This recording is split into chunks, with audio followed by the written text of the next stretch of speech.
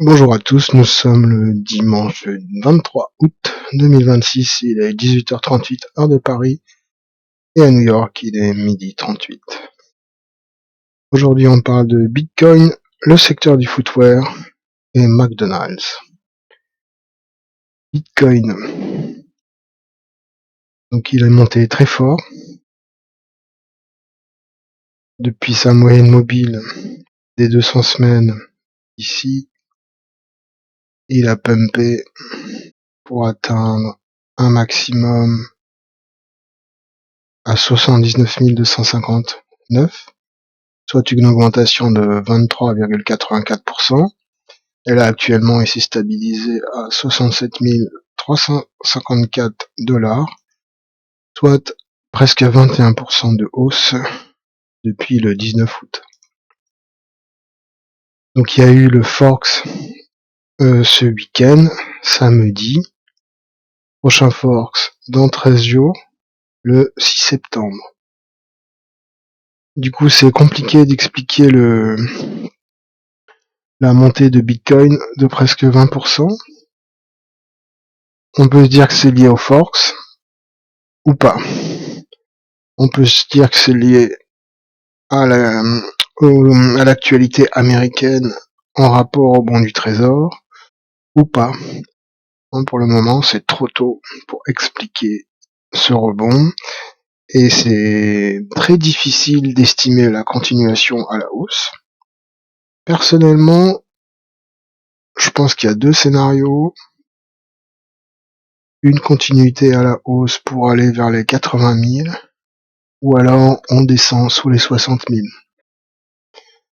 J'avoue que c'est difficile à prévoir, mais voilà, je vous ai mis ici mon estimation basse, c'est le plus bas de 2024 à 55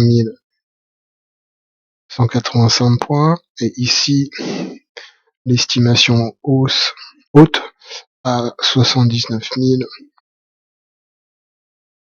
On verra bien ce qui se passera la semaine prochaine. Toujours est-il que nous, vous le savez, le 8 et le 23 du mois, c'est les jours où on fait la DCA sur Bitcoin.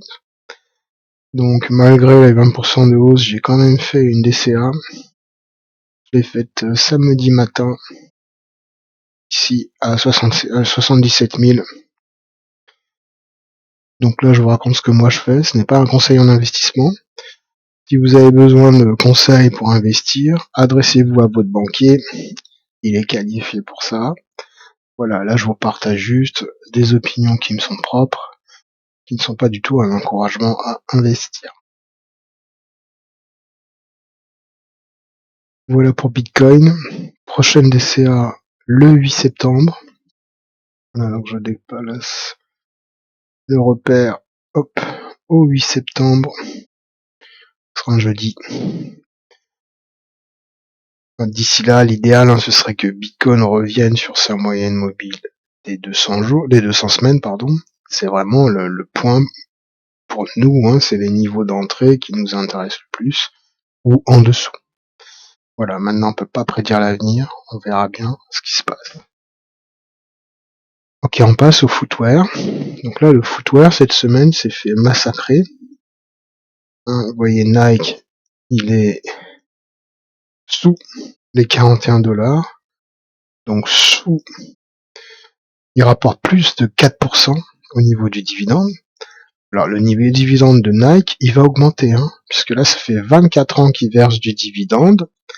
Donc, pour pouvoir devenir une entreprise qui fait partie de ce qu'on appelle les dividend aristocrates, il va falloir qu'ils aient 25 ans de dividendes distribués, et il faut qu'ils l'augmentent chaque année.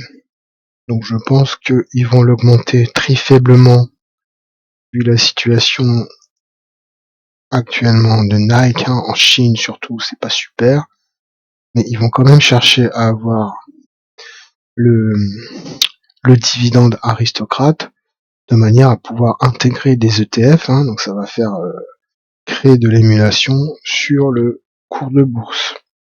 Vous voyez là, 24 ans de croissance des dividendes. Là, en général, il monte de 0,1 point. En 2025, ils étaient à 0,4. Donc là, c'est les trimestriels. Hein. Et ils l'ont monté à 0,41 en 2025-2026. Donc je pense que là, ça devrait monter à 0,415 ou 0,420. Il est improbable qu'on ait plus 0,03 comme entre 2024-2025. Donc le secteur là a beaucoup souffert cette semaine. En particulier, on arrive là à des valorisations très intéressantes sur Dekers. Il est autour des 90 $. Il est légèrement monté vendredi, mais il est passé sous les 90. Il était à 88 $ jeudi, ainsi que le 18 août. Donc je vous rappelle que nous, notre plan sur Dekers, c'est attendre qu'il soit sous les 80 $ pour déclencher la DCA sur Dekers.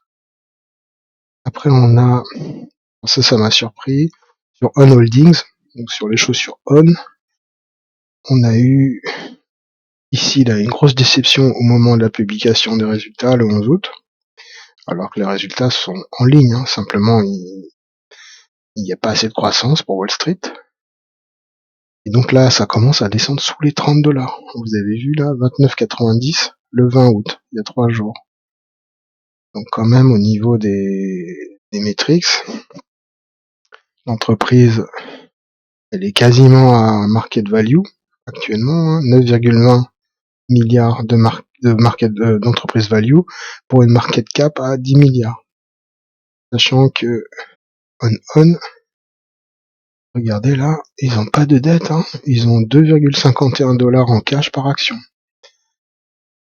Voilà, le problème c'est qu'ils versent pas de dividendes, bien sûr. Bon, le PE risque de passer sous les 20.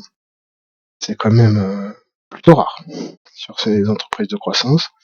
Dekers également, il est en solde bientôt. Voilà, on va aller voir en détail. Le PE 12,92, PE inférieur à 13. Donc déjà là, c'est des bons prix, hein, mais sur des actions volatiles comme ça, il vaut mieux les choper sur des points bas. Idéalement, un petit retour là vers les 79,80. Ce serait une superbe occasion de prendre quelques actions. Voilà, McDonald's. Il est revenu sur les 270, donc là il reste en permanence entre 265 et 278. Il oscille dans ce couloir. Donc là j'ai lu dans la presse, là je lisais dans le Wall Street Journal que il perdait des parts de marché face à Burger King. Bon, maintenant faut voir que Burger King ils font partie de CQSR. Alors ce groupe il se divise en quatre groupes de restauration. Et Burger King ne représente que 40% des ventes de restaurants brand international. Donc Burger King, c'est que 40% des résultats de ce conglomérat. Ils ont également Tim Hortons, Burger King, Popeye Louisiana Kitchen, Firehouse Sub. Donc ils ont pas mal de chaînes de restauration, ils en ont 4 grosses, et QSR, Burger King vient pour 40% du résultat. Donc même s'ils font des très bons résultats, il y a de la dilution dans le groupe là. Donc McDonald's, c'est un pure player, lui il fait que du burger. Je pense que à 265 $, c'est un premier point d'entrée. Voilà, l'objectif d'achat, c'est ici j'ai mis tous les différents PE. Donc plus il est bas, plus c'est intéressant. Idéalement 185 $ actuellement. Ce serait vraiment le top si ça baisse de 100 $ pour investir fort sur McDonald's, notre DCA. Voilà, c'est tout pour aujourd'hui. À bientôt les amis. Ciao, bonne soirée.